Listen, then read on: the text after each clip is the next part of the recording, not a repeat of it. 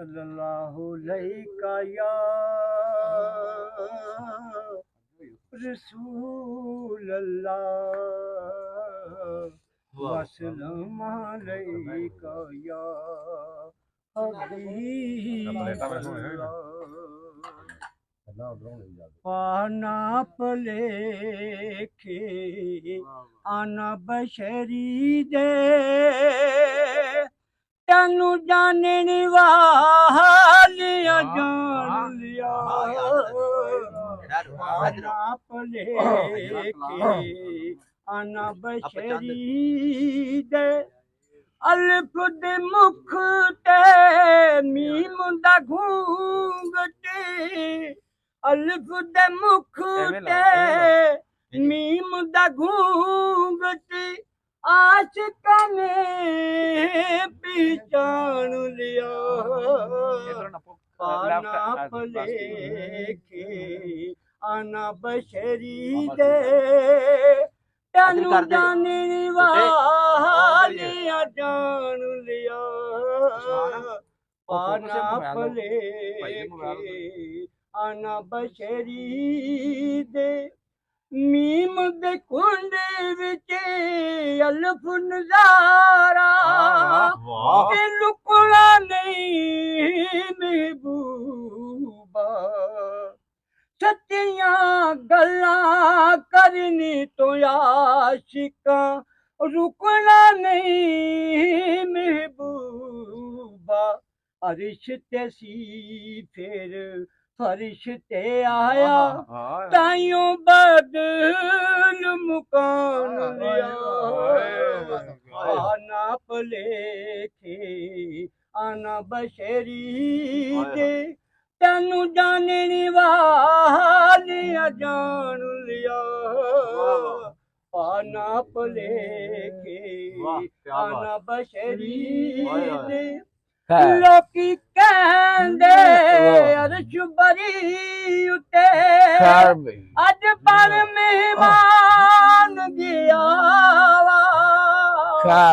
कौन मेहमान ते की मेहमानी कौन इन्हानू समझावे। घर वाला घर अपने आया लोका समझी मेहमान लिया।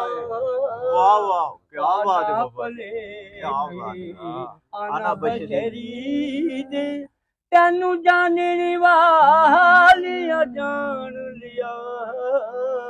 आना पलेखे आना बशरी दे अरिश ते सुनीदा फरिश ते सुनीदा मालिक दूजे हाना दा कासद दी भी लोड़ नहीं सी एते एक बुहाना सी।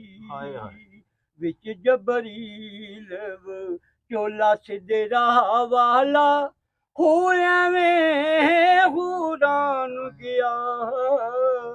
आना पलेखे आना बशरी दे तेनू जानने वालिया जान लिया। आना पलेखे आना बशरी दे आरी शेर मुख्ता। क्या बात है जी। वेखण नू ते सूरत बशरी सारियां सिफातां नूर दियां नूरियां भी आ सजदे कीते शाना वेख हुजूर दियां। रफीकी उन्हां दा ईमान निकाबल समझ जिन्हां ने इंसान लिया। आना पलेखे आना बशरी दे तेनू जानने वालिया जान क्या बात है। एक तो एक वध हीरा है जी। जो लाए बाबा सारे छोटे भाई ने जी। अच्छा माशाल्लाह ये बाबे समझे ये तो भाई विरासत है फिर अल्लाह ताला क्या बात है।